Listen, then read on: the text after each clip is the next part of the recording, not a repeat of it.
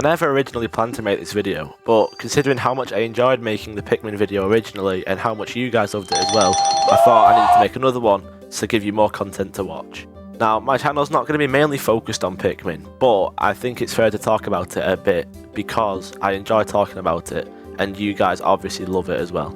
So while I was thinking of what to do for my next video, I was on Twitter and I saw a lot of Pikmin tier lists made by Gunnar the Hun, talking about stuff like who could beat Gunnar in a fight and who he'd beat in a fight, who likes which Pikmin game the most, and opinions on enemies. And now, I'm not going to fall into the cliche of a tier list every video, because I feel like that'd be boring for you guys to watch, and obviously I'd hate making it as well. So, this isn't going to be a tier list as much as it is just a ranking video, but I've decided to rank every single Pikmin game based on my opinion, and I'm going to talk about what I love about each game and why I've ranked them in the position they're in. So if you do like this video, make sure to like and subscribe the video to help me out a lot and to see future uploads from my channel. This video is going to be more of an experiment than anything, so depending on how this video goes, I'll mould my content around it, but again, I'm not sticking to the concept of tier list every video, because obviously, like I've said before, I will hate making that stuff. But without further ado, I think it's time to get into the main video and start off with the first game in the Pikmin franchise, Pikmin 1. The first Pikmin game released on the GameCube in 2001, and it was a cornerstone game of that console. I say this because one of the first tech demos for the GameCube was 100 Marios running around to show the capabilities of the GameCube itself, which further developed into the Pikmin we know and we love.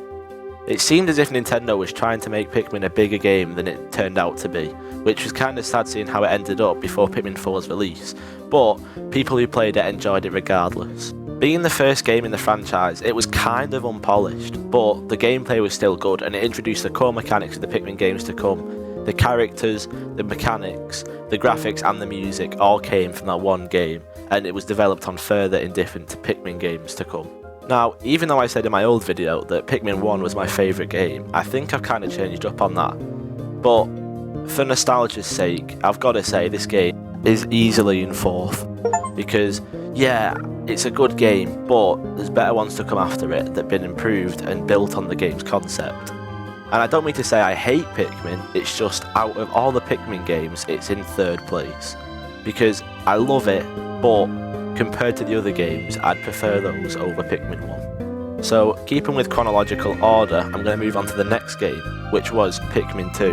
Pikmin 2 also released on the GameCube in 2004, and it built on the concepts Pikmin 1 provided, with caves, which was a revolutionary thing. I've seen a lot of people say they love the caves, and to be fair, it is an amazing concept.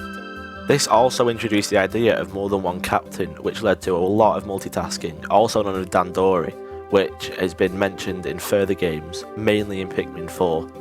But this multitasking just shows the potential of Pikmin and how good of a game it could become, and it did become in Pikmin 2. Now, due to this, I'm going to put Pikmin 2 in third, because it shows how good Pikmin is, and this was the first point in the game where I thought Pikmin is going to become an amazing franchise.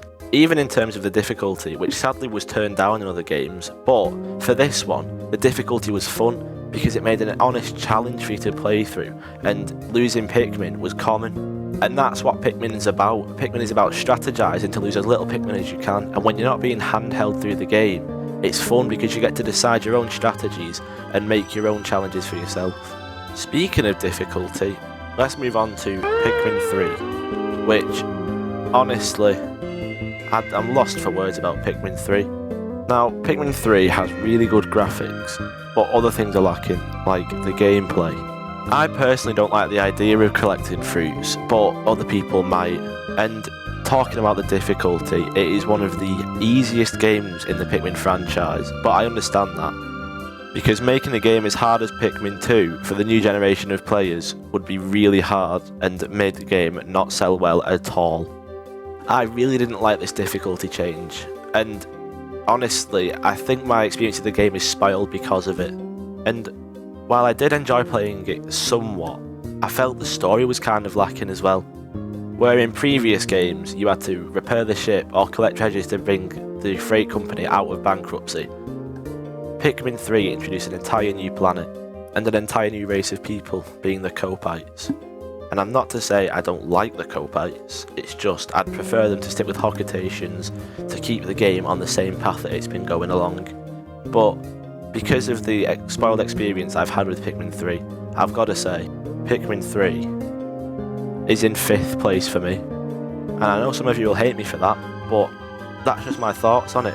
Putting it in 5th place is valid to me, because compared to every other Pikmin game, I couldn't enjoy that at all. On to the next numbered game, Pikmin 4. This released on the Nintendo Switch and was received very well by many people, and it increased the game's popularity a lot. It reintroduced the caves mechanic from Pikmin 2, and also had amazing graphics and even better gameplay. But the hand-holding was still there, the difficulty was almost the same, maybe even worse than Pikmin 3. Which is understandable, seeing as this is the new frontier for Pikmin and it's the start of an entire new generation. The story had been completely overhauled, which caused a lot of drama on the internet as to where it's placed in the franchise or if it's a reboot of the story entirely. However, the story itself is good regardless of if it's a reboot or placed between 3 and 2. I enjoyed playing the game. When this game was announced after almost a 10-year hiatus from Nintendo on Pikmin, everyone went crazy over it. The hype on Twitter especially was amazing, as people who were die-hard fans of the game finally got something to talk about and be excited for. When it finally did release, everyone loved the game, loads of content was coming out, Pikmin saw a surge in popularity. Videos were coming left, right and centre, there was theories, gameplay, everything in between. People were doing some mad things with the game as well. Some people like Zach on Twitter has been collecting every single treasure from Pikmin 4 and putting it into the collections, which I think is absolutely crazy. Shout out to Zach because he is legendary for that. But outside of the community, based only on the game, Pikmin 4 has got to be in 2nd place because honestly, it's like Pikmin 2 but on a whole other level, including everything that's been made after Pikmin 2. It's just like making it an entirely new game for a new generation. Polished, refined, with amazing gameplay, a great story and everything else. Now, you're probably wondering, I thought there's only 4 games in the Pikmin franchise, how come there's 5th place? Well, I'm going to get into the next game now, which is Hey Pikmin for the 3DS. This game is hated by the community, and I personally don't see why. The music sounds amazing, it introduces some new enemies, and the gameplay, it looks alright. I've never personally played it, but from what I've heard from Flamsy, he says he loves the game, and people in the community constantly say Flamsy's bad for liking Hey Pikmin. And yes, it's a change from the main gameplay, it's a side-scrolling platformer, but every Nintendo game has spin-offs like that, and they're notoriously received awfully from fans who expect nothing but the same game years and years ahead of the release. But since I've never played it, I can't fairly rank it, but from what I've seen and my impressions about the game, it's still going to go in 6th place because, again, I can't give it a genuine ranking because I've never played it in my life. And it looks genuinely difficult, but again, I can't do an honest ranking because I've never played the game in my life. But a game that I have played, and I love with all my heart, is a forgotten game by many people. And that game is Pikmin Adventure from Nintendo Land on the Wii U. I have so much to say about this game, I love it so much. The gameplay is something I've never experienced before. Being able to play as a Pikmin in multiplayer with a friend or a family member and attack the enemies together, there's just something so amazing about that. It brings people closer together and it makes the game so much more fun to play.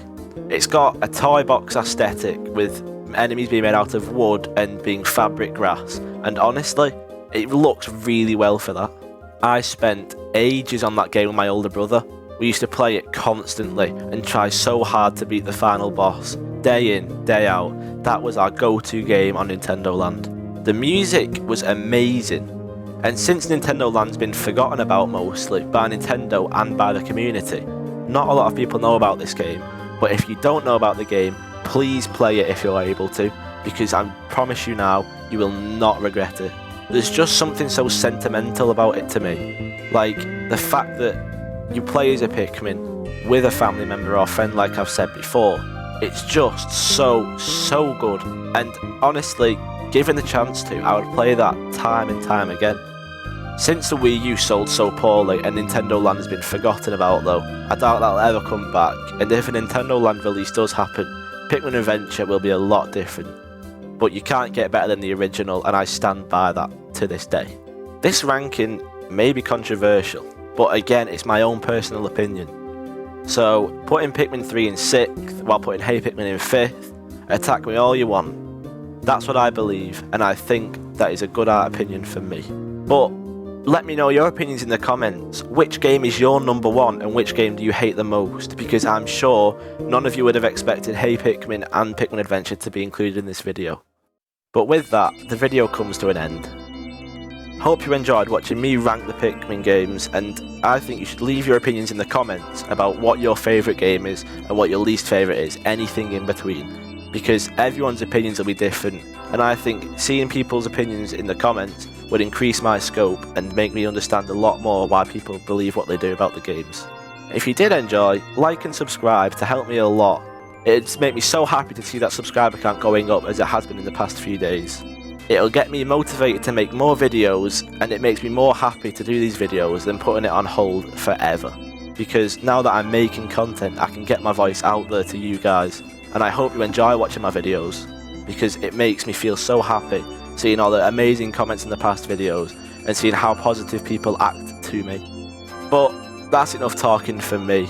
I hope you enjoyed the video, and I'll see you in the next one. Hope you have a lovely day, and thank you for watching.